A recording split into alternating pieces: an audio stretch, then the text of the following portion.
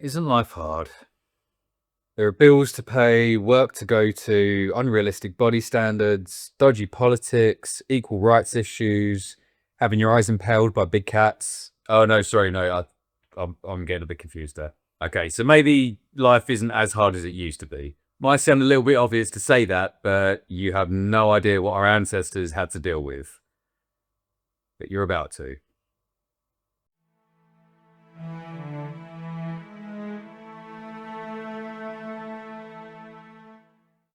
Humans, as in reference to the overall genus of Homo, have been around for roughly 2.8 million years. And whilst that doesn't seem that long in terms of change when we are talking about the Paleozoic or even the Mesozoic, we see how much can happen in that time, especially when we're looking at more geologically recent events, thanks to having more resolution as we get closer to today.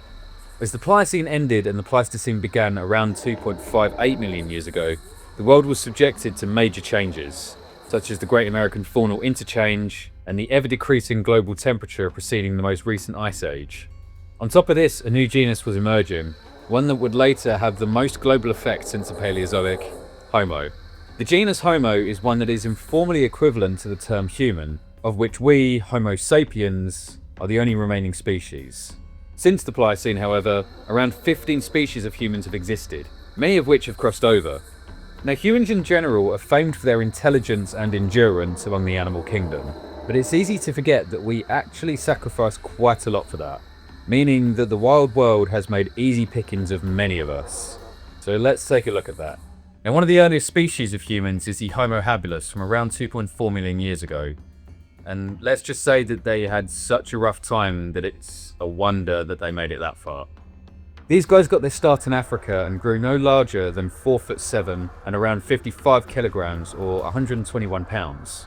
They were also a great example of jack of all trades, master of none, since their smaller stature and limb proportions indicate a semi-arboreal lifestyle, though not being as good at climbing as other apes, whilst also being able to run more efficiently than other apes, but not quite as good as later humans, which, when you look at other ground-dwelling animals, really isn't saying much. They were also quite a bit more intelligent than other animals at the time, but not quite enough to outwit predators as much as later species could. Now, a few other species of humans existed that fell into the same vein as H. habilis, being more gracile in stature and smaller-brained, such as H. luzonensis and H. floresiensis, both of which showcased how much a species can change from insular isolation, which I've touched on here. Other species showed a little bit more progress when it came to being able to fend for themselves and actually thrive, growing in strength and/or intelligence. Some reached unprecedented amounts of radiation, such as the long-limbed H. erectus, who even became smart enough to be the first to utilize fire, or some grew in sheer strength, such as H. neanderthalensis, who were absolute unit hunters, full to the brim of fast-twitch muscle fibers and more overall fitness than your average Homo sapien. Intelligence was long thought to be our ace in the sleeve, but these other species were either not as far behind us as we initially thought, or in the case of H. neanderthalensis and H. erectus especially, possibly on our level altogether. But no matter what kind of weapons or advantages any of these species of humans had, all of them were ultimately mortal, and lived in a world that was fraught with far more danger than what we have to deal with today. And one of the most common predators that our genus has had to deal with over the years is big cats.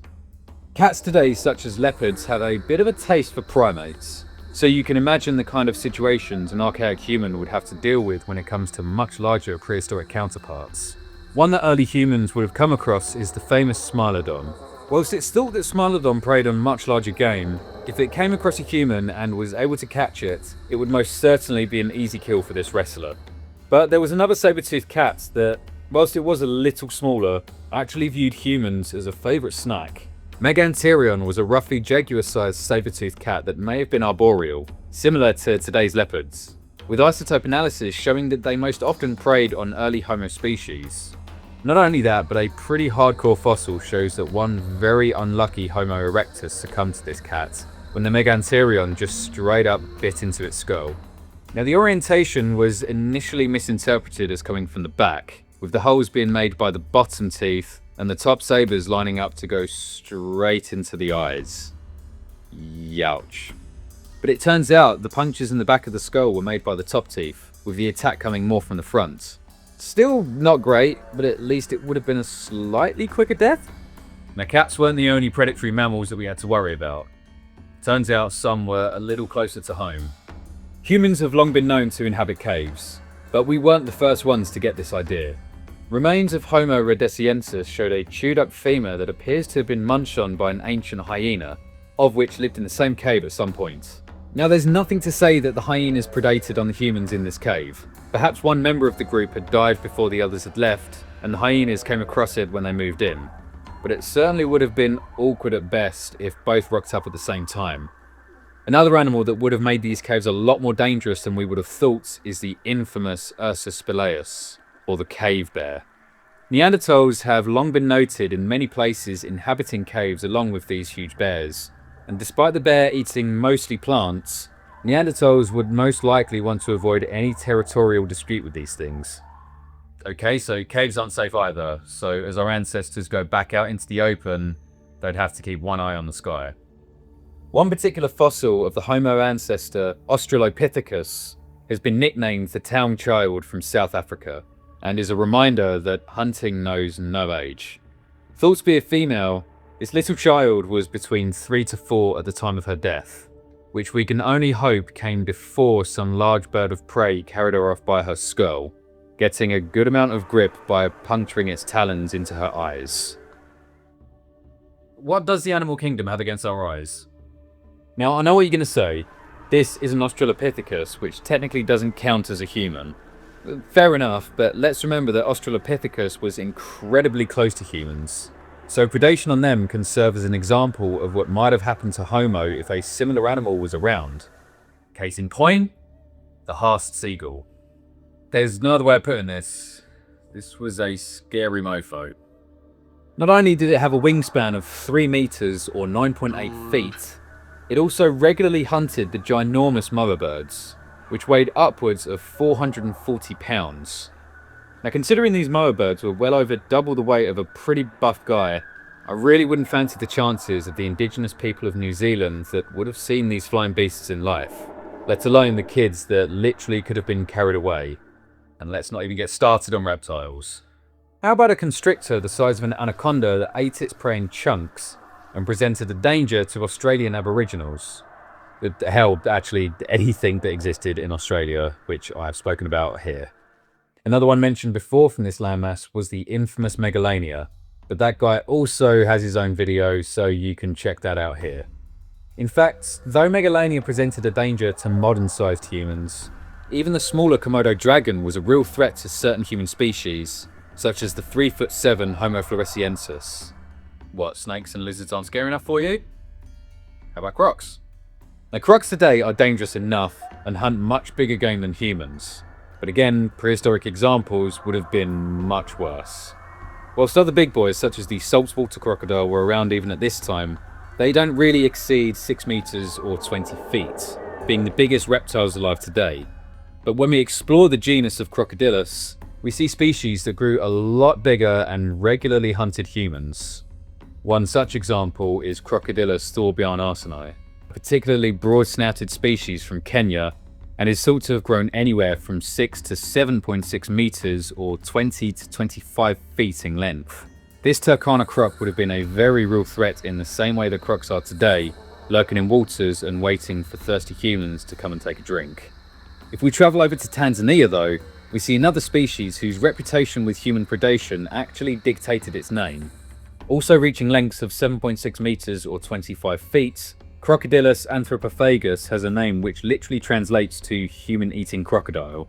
Several human species have been found with bite marks from this guy, of which there would have been a 0% chance of survival with all 4 limbs intact. One specimen of Homo habilis even shows that they were partial to a human foot.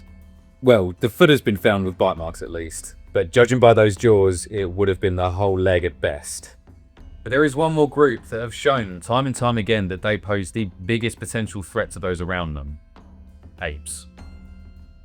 Again, this is another group whose danger is not new to us today, with chimpanzees being a famous example of how dangerous they can be. But if you increase the size of them, their strength will also increase at the same rate. along with that intimidation factor. The most notable examples that would have seen us as food to pursue were from the group Papilioninai, which include today's baboons and mandrills, just a lot bigger. Wandering around Africa at the same time as various Homo species were Theropithecus and Dinopithecus. Theropithecus is a genus that still alive today, more commonly called the gelada, but two extinct species, T. oswaldii and T. brumptii, could have reached sizes of 72 kilograms or around 159 pounds, around triple the size of today's species. Now sure, this genus might be primarily vegetarian, but not completely, and I most certainly wouldn't want to mess with one that is less than a meter in height, let alone these guys. But the more famous example of the two was Dinopithecus, a completely extinct genus. Much like the aforementioned ape, this was a baboon relative that reached sizes of 77 kilograms or around 170 pounds, and a potential quadrupedal height of 1.6 meters or 5.2 feet. But the main difference here is the teeth. The dentition of Dinopithecus shows a much more eclectic omnivorous diet, with a mixture of savanna-based vegetation and any meat that doesn't present too much of a challenge. But when you have the relative strength of a baboon at this size, not much presents a challenge. A few species of Homo existed alongside Dinopithecus, and don't get me wrong, quite a few would have actually presented a danger to this ape, but a few species were small enough to fit neatly into its diet, so it gave as good as it got. Eventually though, all but one species was left, and a pretty common theme with each one was competition with ourselves. Conflicts over territory and resources would have arisen between the different species that lived together, and if one species was bigger or smarter than the other, the dangerous outcome would go without being said. Some of us may have even been the cause of our own brethren's extinction, such as what is potentially the case of Homo floresiensis, which disappeared at around the same time modern humans arrived on their island. Now, anthropogenic history is a huge subject with a lot more resolution than what most paleontologists are used to. So if you do want to see me cover more of this in the future, let me know down below. In the meantime, we're going to answer today's questions, the first of which comes from Night Fury Man 1209, who's asked, what would have happened if Neanderthals never went extinct and survived into the 21st century? Would they be very populated like modern humans, or would they be endangered like chimpanzees and bonobos, or critically endangered like gorillas and orangutans? Okay, that's really interesting one and fitting for this video, but I think it's as much a question of the ethics of our species. So the leading theory behind the extinction of Neanderthals is that it was partly due to being crossbred out of existence, meaning they must have gotten on with us Homo sapiens to some degree. The other factor at play would be the fact that they were simply not adaptable enough to the changing climate conditions at the time, and were one of many to fall victim to the Pleistocene megafaunal extinction. But what if they didn't? Well, considering that assimilation played a part into their disappearance, I would say that the most optimistic outcome would be that they would still have interbred with us, leaving no true-blood Neanderthals around today. But if they didn't, I think it takes us down a bit more of a cynical path. Neanderthals, despite popular belief, were very intelligent and did have a semblance of culture that, had they had as long as we have had, probably would have evolved to similar degrees as us. So I don't think that they would have populations as wild animals like the other aforementioned apes. Instead, I think they would have a pretty healthy population in certain areas of the world in terms of numbers. But we don't really have a good reputation for playing nicely with others when differences are first spotted. Unfortunately, I do think a vast amount of conflict would be inevitable between them and us throughout history, even if those relationships had begun healing in 2025. As to what side would fall under more persecution, I think there are too many factors involved to try and predict that. Our next question comes from Archaeosaurus? Archaeosaurus. Okay. Archaeosaurus, we'll go with that. Archaeosaurus 6'5", who's asked, out of all the small land vertebrates, why did Lystrosaurus survive the Great Die-In? Yes, the famous Lystrosaurus. So many of you might remember back when I did my Permian and Triassic videos, in which I mentioned this little guy.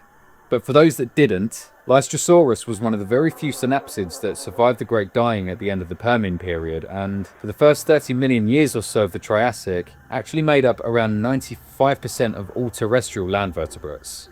Obviously, this has made Lystrosaurus the poster child of what has been nicknamed disaster taxa, which are organisms that seem to thrive relative to others around them in the wake of a mass extinction. In the case of Lystrosaurus and its success at the time, there are a few factors at play. Smaller animals will often do better in mass extinction events, due to the fewer number of calories they need.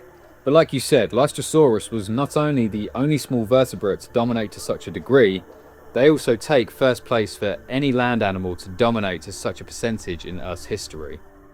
Now granted, taking this title was pretty easy at the time, considering how much of the planet was, well, not alive. But the rest of it comes down to how generalist the genus was. Remember, there were quite a few species within this genus, and they all had varying degrees of speciality when it comes to herbivory, so some species did last longer than others. Generally speaking though, Lystrosaurus had all the right tools to be able to tough it out, but it's not fully agreed upon as to which of the following was more responsible for this than the others. For a start, growth marks on the tusks seem to suggest that they were able to undertake some form of hibernation, which is very handy in disasters. In a similar vein, they were also great burrowers, and those tusks could handle even the toughest of what little food was around. These factors were also probably mixed with simple sheer luck, but even that didn't last long enough into the Triassic when lots of other weirdos started cropping up that were much more specialised for the more stable conditions, pushing Lystrosaurus into obscurity and eventually extinction. Okay, we are nearly through this lot of questions, so if you would like a question answered, make sure that you are subscribed so that you're notified when the window next opens. Please also consider checking out my Patreon, where you'll find a plethora of benefits for joining. Those that are already on there are supporting me more than they could ever know, and they're contributing hugely to me pushing this channel forward. So I really greatly appreciate that. But whether it's on Patreon or YouTube, I will catch you guys next time.